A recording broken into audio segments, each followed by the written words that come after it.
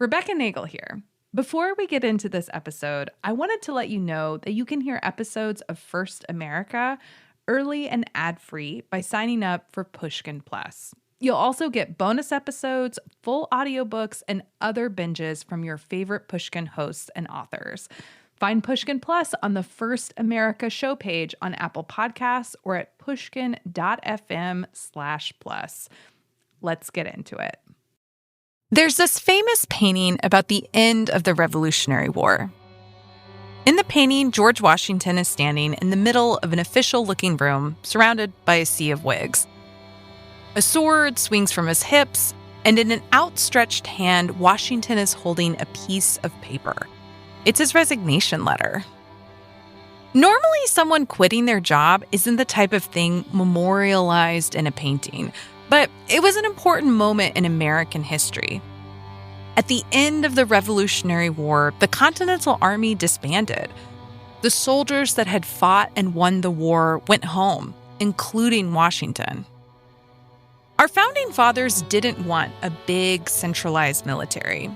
You have to remember, British soldiers occupied colonial towns. They shot and killed people in the streets. Our founders thought a big military would lead to the abuse of power. So the army they did keep around was small, tiny even. At one point, the United States only had 80 enlisted men. If that's how it started, how's it going now? The White House has unveiled a record-shattering Pentagon budget request of $1.5 trillion. President Trump called on the U.S. yesterday to boost military spending in 2027 by more than 50% to $1.5 trillion. So it sounds like he's planning to go in and take that Nobel Peace Prize by force. Today, the United States spends more money on our military than any other country.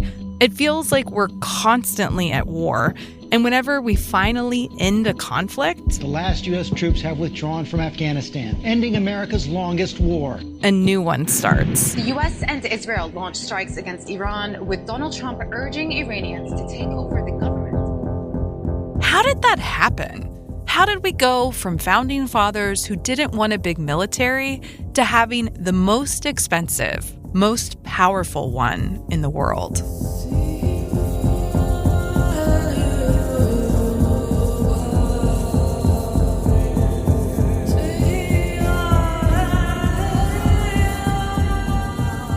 You're listening to First America, the true story of how the United States came to be and how our current political moment is 250 years in the making.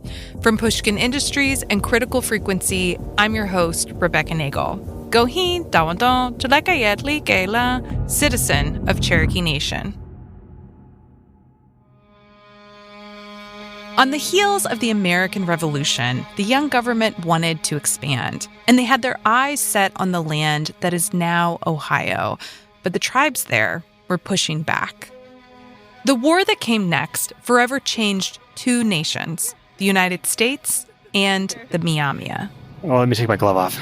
So we can actually touch the Myaamia Center, but it's frozen over completely in this spot. I'm with George Ironstack. He's a historian and educator at the Myaamia Center and a citizen of the Myaamia tribe of Oklahoma.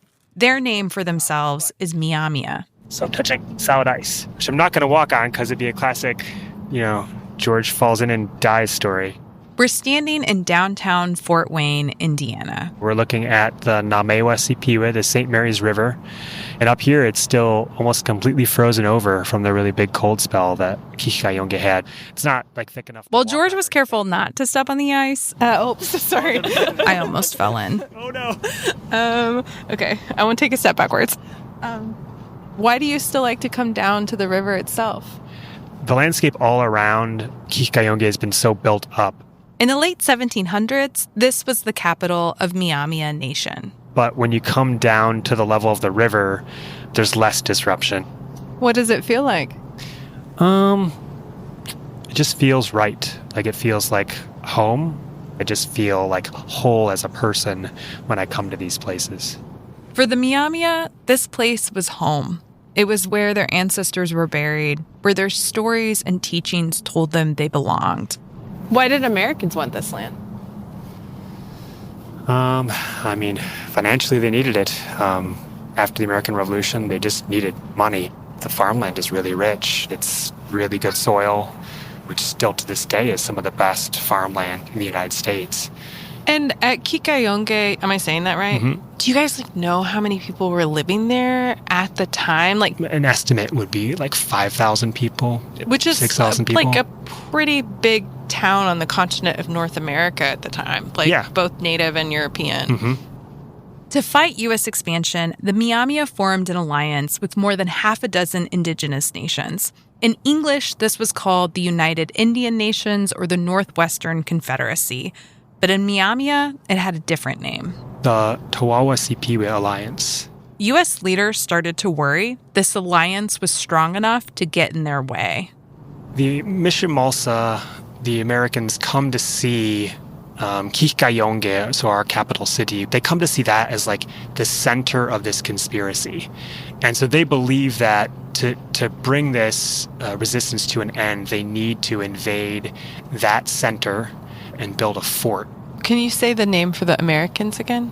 Yeah, so we called them the Myaamia, or the Big Knives. What was the United States willing to do to build a fort in Kikayonge?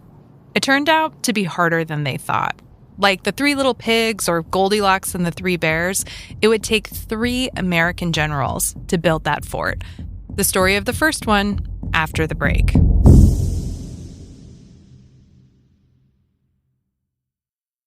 The first American general to try and build a fort in Kikayonge was named Josiah Harmar.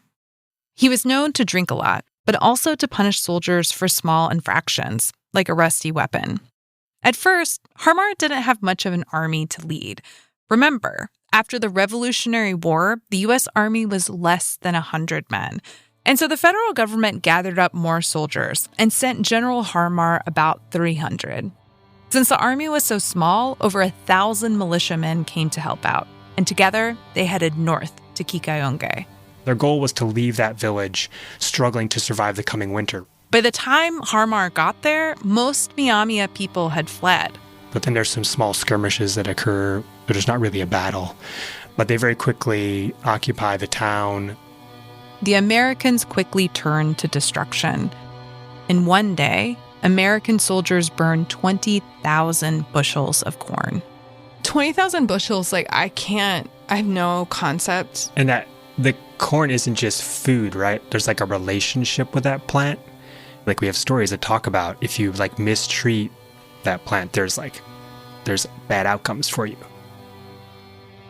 The Americans aren't just fighting Myaamia soldiers on the battlefield. They're attacking civilians, burning villages, destroying food, leaving the people to starve. In the chaos, a trunk that contained basically the national archives of the Myaamia people was burned. To this day, there are parts of their history that they don't know. We have a story, it's our oldest historical narrative called the Coming Out story, but the stories of what came before that are lost to us. The American soldiers thought they'd won, but Myaamia warriors had been watching them from a distance, and they saw the Americans looting. Because Myaamia people are wealthy. Through the fur trade, we could gain wool blankets, silver jewelry of all different kinds. Myaamia people love to bedazzle ourselves. So you can imagine in the panic of leaving, a lot of those valuables were left behind. The Myaamia warriors decide to use the Americans' greed against them. They sprinkled the ground with trinkets and then waited for the militia to start picking everything up. And then they hit them with an ambush. By the end of the fighting, that small force that the U.S. scraped together, over 200 of them are killed or wounded. And disorder and panic spreads everywhere, and that terror spreads. And so Harmar decides that they should probably just leave. He's not going to be able to build a fort. Today we call it the Battle of Kikayonge, because that's what it is. It's a battle of our city, of our capital city. History books call it Harmar's defeat, because instead of building a fort at Kikayonge, Harmar and his men retreated. At this time, a man named Major General Arthur St. Clair was in charge of the Northwest Territory. That was the area of land the U.S. was fighting to control. He was a wealthy immigrant from Scotland, and he was not ready to give up. Yeah, it's kind of classic office politics. You give the order, and the guy you tell to do it doesn't do it well, so you're like, fine, I'll just do it myself. And it just goes even worse. And so about a year after Harmar's defeat, the United States sent the second general to attack Kikayonge, General Arthur St. Clair. Congress had created a brand new regiment and gave St. Clair about twice as many regular soldiers. And like they did the first time, members of state militias joined in. They all gathered at a fort on the edge of Myaamia homelands.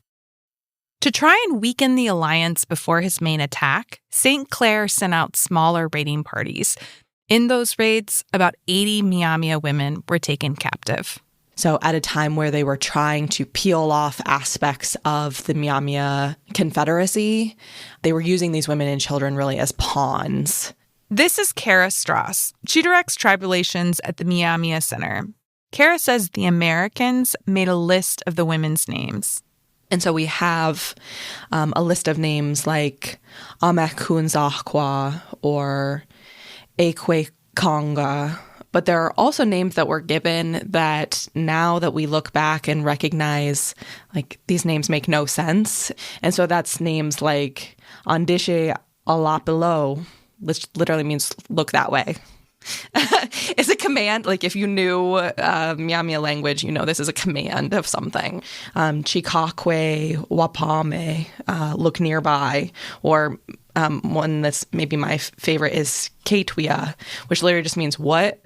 But they added the person marker onto it. So they literally just took the word what and then made it into something that sounds like a name. The Myaamia women knew their names would be used to coerce Myaamia leaders, so they gave fake names. And the Americans had no clue, right? They're just writing down phonetically what they were hearing. Do you find humor in it? Yeah, in a way, I think it does feel like this has to be one of the worst experiences of these Myaamia women's lives, right?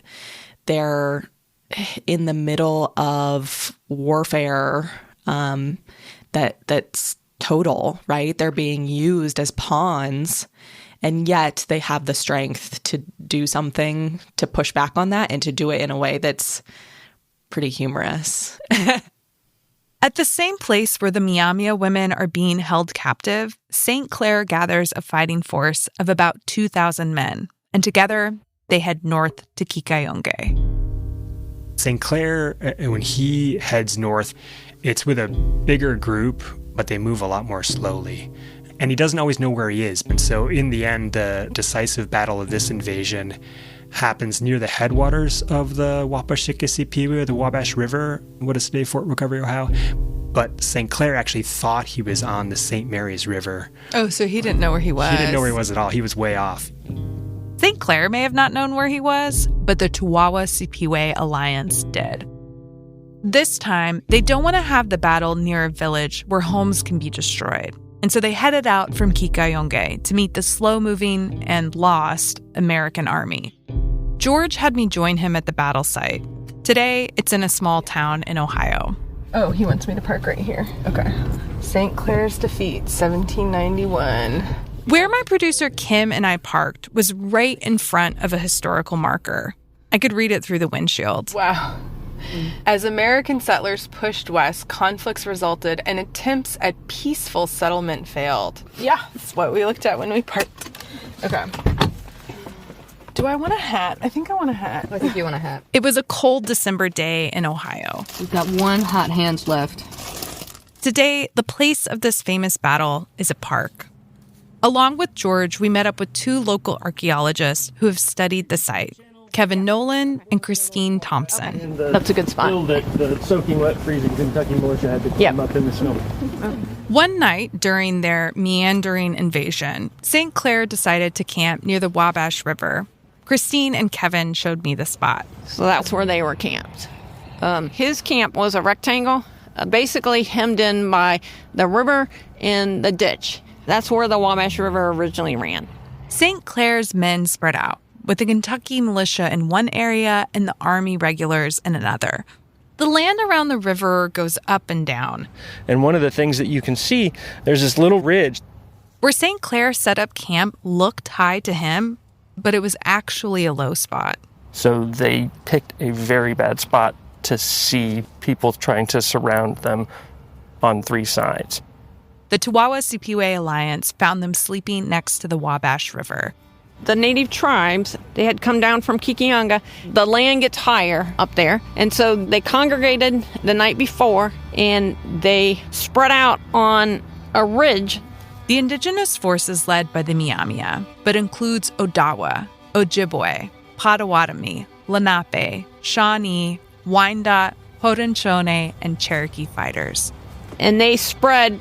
The historical accounts talk about how they were standing shoulder to shoulder when they started the battle as they formed this crescent.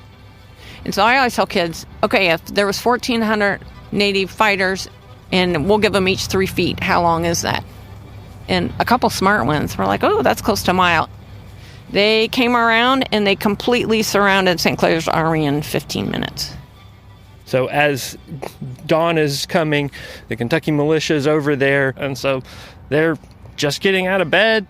They're half dressed. The Toowawa-Sipiwe Alliance attacks the Kentucky militia first. They're screaming and running across this flat plain. It's November. It just snowed the night before, so it's slippery. They're wet. They're scared. They're potentially bloody, and people are trying to kill them, and they have to climb that 20-foot hill under fire. The Kentucky militia starts running towards their fellow soldiers in the main camp. And as the noise starts to wake up and alert the main camp, they start firing down, but they're firing into the Kentucky militia. From a high spot overlooking the main camp, indigenous warriors started firing down. The Americans tried shooting back, but they aimed too high. For generations, when people cut down trees in this small Ohio town, they would find lead in the wood. At this time, guns could take 30 seconds or more to reload. So once the fighting got close range, guns were pretty useless.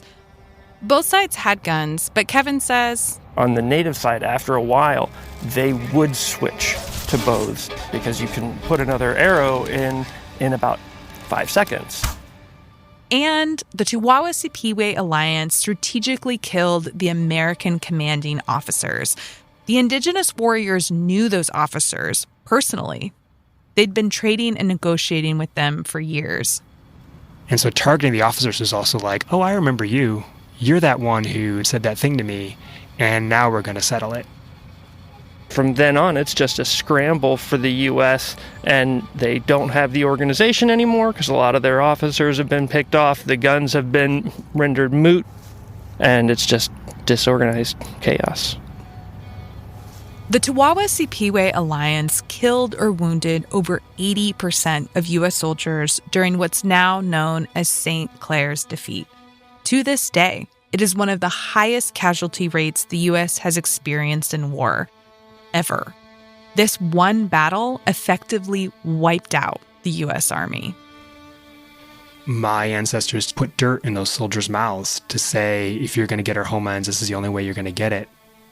Close to 1,000 people following General Arthur St. Clair died that day. I don't celebrate this victory. This is really horrific violence. I also don't blame my ancestors for that. The violence was back and forth. When I think about the loss of life, I know what the culture demands of a family every time a whole like that is created. And actually, I think of it for the Myaamia as well. Every person who fell there in the service of American empire left a gap in their family. And, war is hell, right? Yeah. There's no winning. St. Clair's defeat, or the Battle of the Wabash, as the Myaamia call it, was so decisive, the Toowawa-Sipiwe Alliance thought that would be the end of it.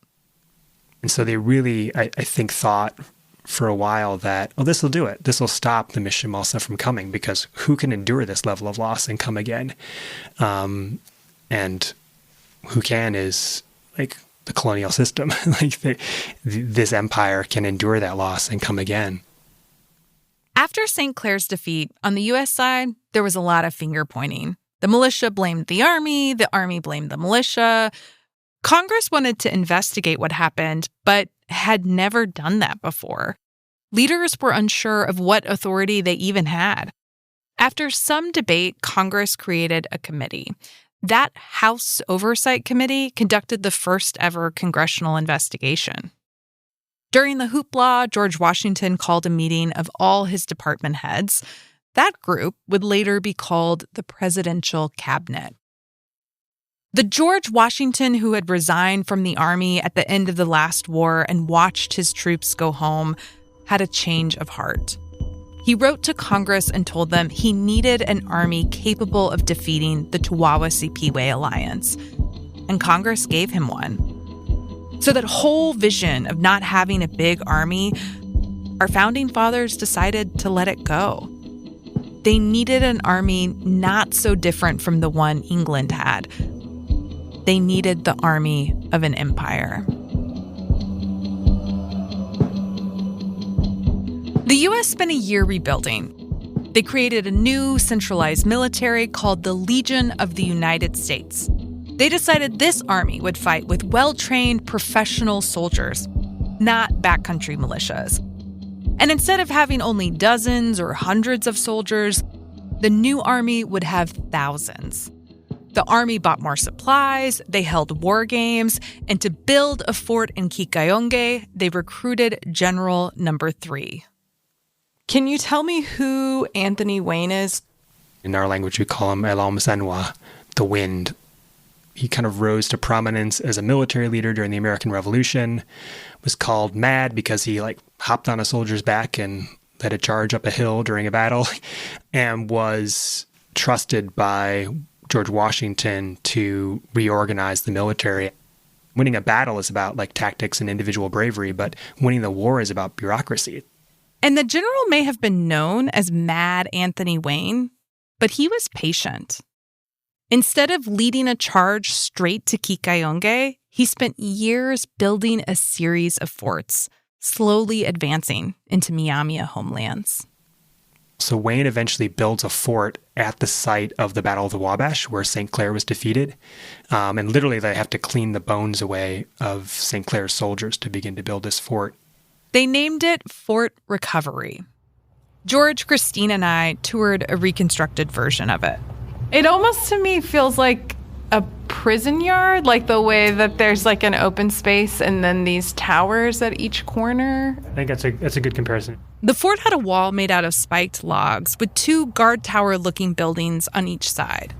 It feels almost medieval. I mean, obviously, it was built for war. In the system of U.S. forts, Fort Recovery wasn't a big deal. It was really just a supply fort. When the U.S. was invading indigenous territory, it would build these forts 20 miles apart because that's how far a pack horse could travel in a day. They built the first story on Christmas Day, and they were in such a rush to get that because Wayne warned them, we're not going to be surprised again. And they weren't. When the Tuwawasi-Piwe alliance did attack, the Americans were ready. They couldn't take the fort. And I think maybe 17 men died from the alliance's side. The Americans actually lost more men than that. But for indigenous leaders, those 17 deaths were devastating. That level of loss was actually too high for the men involved. You didn't want to lose that many soldiers. It sounds like there's a difference in the view of how much life is expendable. Yeah, I think the American military can just throw more soldiers at it. And the alliance, they didn't see soldiers as expendable in that way because the harm done to the community by that loss of life is too high a price to pay. And so a lot of folks who were connected to the alliance a little more loosely, they left after this battle. The alliance didn't fall apart, but a lot of important people pulled back. including a prominent Myaamia military leader named Little Turtle in English. It kind of sealed for him the understanding that we weren't going to be able to defeat the Americans. If they kept coming after what we did to them at the Wabash, how can we beat them? They're just going to keep coming. The leaders of the alliance actually meet, and Little Turtle makes a very clear pitch for peace, that violence wasn't the way to resist American empire, that there was going to have to be another path. The alliance continues to fight, but it shrinks in size. There's one last battle, but it's pretty anticlimactic. It's like barely a skirmish, 15 to 20 minutes of hard fighting, and basically the Americans take the field. At this point, the tribe has been at war for 15 years. And you have successive burnings of villages and farm fields, stored grain. You have women and children taken captive, but also non-combatants made into refugees. So you have a depth of disruption of lifeways that impacts definitely one generation and probably two generations of Myaamia people, and really shapes their understanding of what it means to resist through warfare. So there's an understanding they're going to have to resist American empire using other tools. Why not warfare? Because they couldn't pay the price of total war. Yeah. I think sometimes I hear the sentiment that if Indigenous people had known what was coming, they would have fought harder. And I'm wondering if you have a response to that. I mean, to not be flippant about it, they have no idea how hard people fought and the very, very difficult decisions they had to make to not fight anymore. It would have been easier to die, right, in some cases. And they made the hard choice not to die. And we're here today because of that. But I think it's a common stereotype, like, oh, well, if you had just been better, if you had just invented guns and gunpowder, you would have been able to win. It neglects all the forces at play. I think it's a way to tell the story without having to grapple with how extreme the violence was. From a Myaamia perspective, military resistance wasn't the way forward, but there were lots of other forms of resistance, forms of fighting that people took up, and we are still here. Therefore, I would argue we won those battles. What adaptive resistance argues is that it's possible for Native people to intentionally change the way they're living in order to resist certain aspects of American imperialism, so that you might give ground in one area. So, for example, religion, you might begin to join a Catholic church, and you might even come to believe some of those things. But then in other aspects of your life, you might maintain tribal governance, you might maintain tribal lands. I think one of the things that I think about a lot when I'm looking at the decisions that my ancestors made, I think sometimes it's hard to understand from the way we talk about these issues today, because we frame things as like what is just and that we're fighting for justice. And when I look at the decisions of my ancestors, what I see them fighting for is survival. I would just add that I don't think they were fighting only for survival. Like in that moment, what they're doing is we're just trying to survive this moment, but it's with the goal of providing a path forward for something better for their children and grandchildren, right? And that's the part that I think Native people, like, we innately know that, but the broader public doesn't see it. Like, why would they agree to these things? After 15 years of war, General Anthony Wayne won. He built a fort in Kikayonge. So the fort that's eventually built there is kind of named in his honor. Of course, the town is called Fort Wayne. And that's how Fort Wayne, Indiana, got its name. In the treaty, the Myaamia actually kept most of their land. They ceded hunting grounds in Ohio, but most Myaamia villages were able to rebuild and stay put. They adapted so they could remain in their homeland, at least for a time.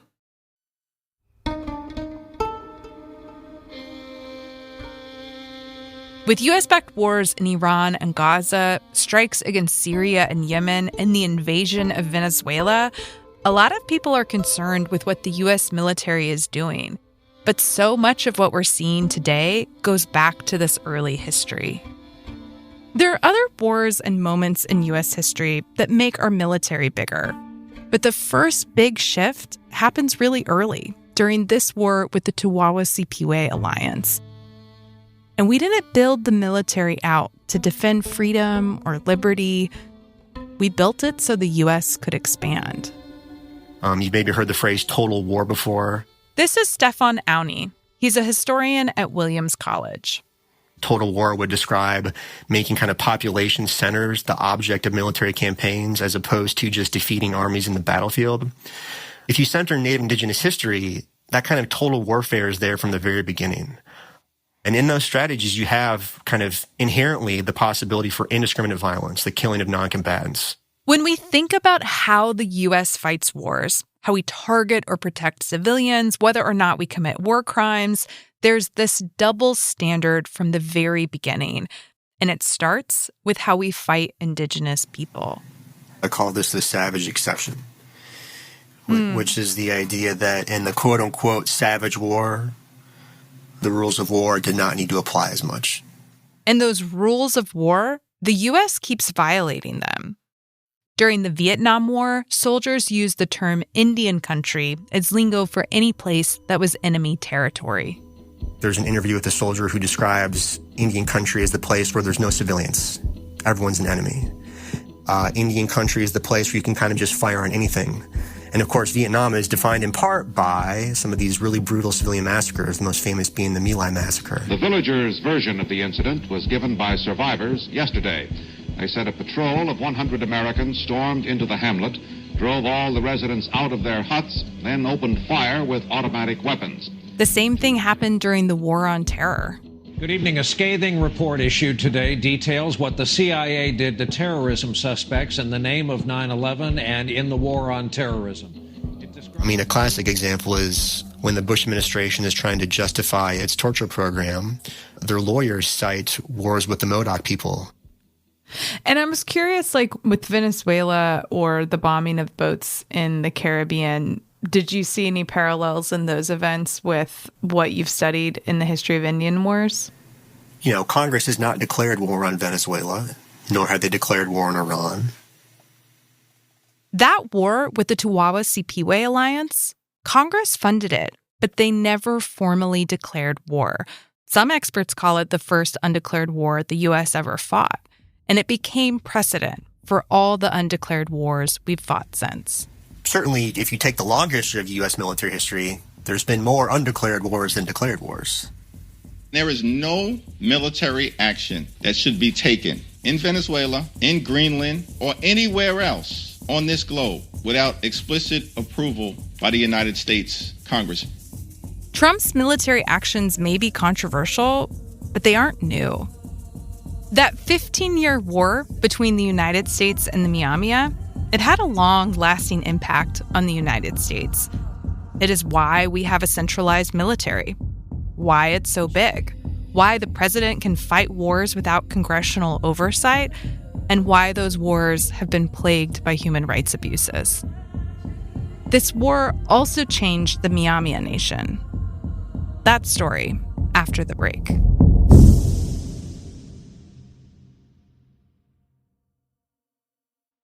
A few years ago, the Myaamia tribe bought back land in Fort Wayne, Indiana, in Kikayonge. We're here. That's their turtle sign. Okay. I got a tour with George and Kara and a group of people who work there. How are you guys? Good. On the land, there's a house from when it was a family farm. The tribe has added a community building and hiking trails through the woods. We've got mushrooms on property. We have ramps here. Claudia Hadeen showed me some plants. Danny Tippman pointed out their maple trees. So we'll tap them and cook them down, and then we'll have maple syrup. Doug Pakongi showed me their lacrosse field. And the great thing about this game and how it really connects us as a community is you hear Myaamia Twenge out there when we're playing. So you hear people saying, Mahando, scoop it. Mililo, give it to me. You get that connection back to the way our relatives played when they were here 150, 200 years ago. The tribe put this land into trust, which means it's under tribal jurisdiction, not the state's. It's just a few dozen acres, but it's a place Myaamia people can come home to. We can truly exist in that area with a kind of freedom that we haven't had since before Anthony Wayne's invasion. George Ironstack says after that 15-year war, the Myaamia thought they would be able to stay in their homeland. And they did for a couple generations. But then in the 1840s, the army was once again came into Myaamia, to Miami villages, rounded people up, held them in what you could fairly call concentration camps. The U.S. forced them to move, first to Kansas and then to Oklahoma. Thinking of my ancestors arriving in what is today eastern Kansas in November with no houses. People are sick, people are dying, and they made it through that winter, and that could not have been easy. You're just scraping out an existence, and the only thing I think that motivates Native people in situations like that is thinking about the community. Some people stayed behind in Indiana, but most of the tribe settled in Oklahoma. At one time, the tribe had less than 100 citizens. And with all that loss, Kara Strauss says something happened to the Myaamia language. In the late 80s, Myaamia people did not know any of our language. We didn't even know the word Myaamia. And so even your name for yourself is something that we had to reclaim. I've heard Myaamia people describe their language like the embers of a fire.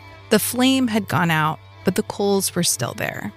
For Myaamia people, our language was lost, and we are reclaiming it entirely from documentation. Archives are at the base of everything that we do. The tribe went through any record that contained a piece of their language and painstakingly reconstructed it. So, what has happened in the last 30 years? We've gone from no one speaking the language to hundreds of people who are certainly not fluent, but using it on a daily basis. And so the Myaamia adults who are teaching their kids to play lacrosse or make maple syrup or tell Myaamia stories or sing Myaamia songs, they actually didn't grow up with that themselves. I grew up disconnected from my community. I knew who my ancestors were. I knew I was Miami, but really what had happened is I just grew up being an Indian. This is Doug again. It wasn't until the cultural revitalization that I really started to become Myaamia.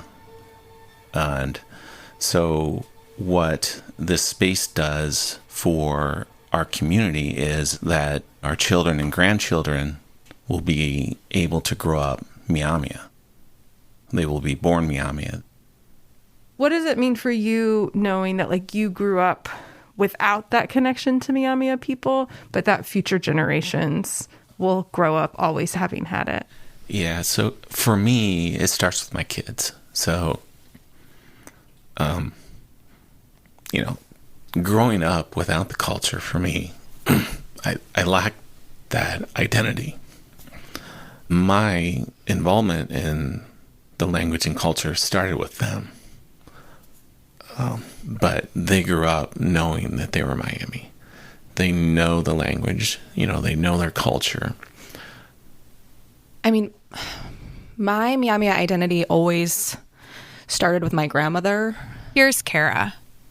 And I think remembering that there were people who tried their very hardest to remember and pass along what they had. And what they had was very little. And what I heard from her and what I saw from her was that was a very individual process. She didn't have other people always to help push that forward. And that as this revitalization process happened, as our family got involved with it, it was almost like she could relax. She knew there was other people who were picking that up and would keep going with it. And I think that was really special that she got to experience that, because her mother and grandmother didn't get that. They were those generations that were trying to pass on things, but being very cautious about how to do it. And today we don't always have to have that same level of caution, or at least not in our own community. We get to pick these things up and proudly be Myaamia. and figure out what that means for us today, and also how we're going to pass that on to future generations, that we won't lose these things ever again. While the U.S. side of this story tells us how our military got bigger, got more violent, the Myaamia side of the story tells us how to survive that violence. And even if we don't see it in our own lifetime, how to protect the things that matter to us most. You've got turtles. Where the Myaamia tribe is headquartered in Oklahoma, it's only a couple hours from my house. One day last January, I drove up there to see George and Kara. The tribe was having a big gathering. Hey, George. Can I ask you a quick question? Let me just check on my daughter real quick. She's tying up her cans. I'll be right back. Tribes in Oklahoma, we go to each other's dances. See the way I go, CJ? So I ran into a bunch of people I knew. How are you? Oh my gosh, I thought you guys might be here. So good to see you. Yeah. We're here for our winter gathering, stomp dance and social dances. It's my favorite event of the year. Yep, absolutely love it. It's a busy time, a lot of work, but it's just 2 to 3 days of nonstop culture and community. I knew the work that George and Kara do to preserve Myaamia history and culture was important. But I don't think I understood it until I saw them in their community. Young people peppered them with questions. One person called Kara her fairy godmother.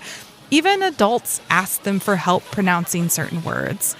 That revitalization that we talked about, they're leading it. So you've got a lot of women sitting around putting on shaker cans. So that's the shaking noise you're hearing. Most of the shaker cans here tonight are made from milk cans, evaporated milk cans or tomato sauce cans. So they're metal, filled with river stone. And there might be a few folks here tonight with turtle shells.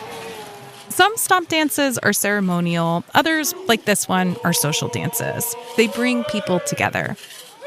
During the stomp dance, women shake shells. We're kind of like the rhythm section, and men sing. The songs are call and response, and so for each song, there's a leader. When it was George's turn to lead, I got up to dance.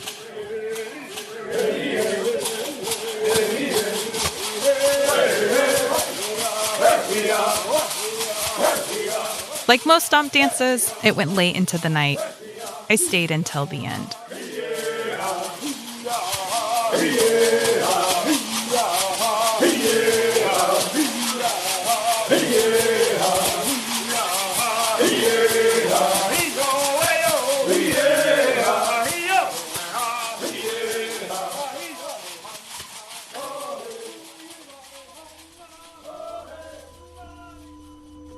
The government is just one of the big forces that controls our lives. The other big one? Money. How this thing called the U.S. economy was built. Oh man, at the end of the Revolutionary War, the United States was in a financial disaster. How did our founders plan to pay that debt? I mean, land really was essential to how they thought they were going to address this fiscal crisis. Next time on First America. If you like what you're hearing, please leave a review. It's one of the best ways to help listeners find this show. You can also support First America by subscribing or sharing episodes with your friends. First America was made possible by the generous support of the Henry Luce Foundation, an NYU-Yale American Indian Sovereignty Project. Additional support came from Indian Collective, First Nations Development Institute, Yahaviatum of San Manuel Nation, Borealis Philanthropy, Black Liberation Indigenous Sovereignty Collective, and the Tulsa Artist Fellowship. Our fiscal sponsor is Red Media. I dreamed this project into the world in collaboration with an amazing group of Indigenous scholars, including Maggie Blackhawk, Fond du Lac Ojibwe, Ned Blackhawk, citizen of the Timok tribe of Western Shoshone, Phil Deloria, descendant of the Standing Rock and Yankton Sioux tribes, and Nick Estes, citizen of the Lower Brule Sioux tribe. I, Rebecca Nagle, citizen of Cherokee Nation, also reported, wrote, hosted, and executive produced the show. First America is produced by Critical Frequency and distributed by Pushkin Industries. Our managing producer is Amy Westervelt. Senior producer and sound designer is Brendan Baker. Our story editor is Audrey Quinn. Our producers are Jules Bradley, Sarah Ventry, Kim Nettervey-Petersa, and Jordan Goss-Perret. Our editorial consultant is Connie Walker, citizen of the Oconee First Nation. Fact-checking by Naomi Barr. Our partnerships director is Lindsay Crowder. Our development consultant is Jenny Lawton. Our theme song is by Raven Chacon, who is Danae. Scoring by Laura Ortman, citizen of the White Mountain Apache Tribe, and Raven Chacon. Artwork by Kelly Gonzalez, citizen of Cherokee Nation. The team at Pushkin is Greta Cohn, CEO, Eric Sandler, Chief Strategy Officer, Grace Ross, VP of Business Development, Morgan Ratner, Director of Marketing, Owen Miller, Content Delivery Associate, Kira Posey, Creative Partnerships Manager, Jordan McMillan, Social Media Manager, Brian Strabenik, Senior Analytics Manager, and Jake Flanagan, Production Counsel. Special thanks this episode to Martin Case, Jody Bird, Emily Connolly, David Correa, and Jason Moore. Hey, it's Rebecca Nagle. I wanted to thank you for listening to First America and for being a Pushkin Plus subscriber. I hope you're enjoying this season. When you finish the show, make sure you check out other Pushkin Plus offerings, like bonus episodes and ad-free listening of podcasts like Cautionary Tales, Revisionist History, and Drilled.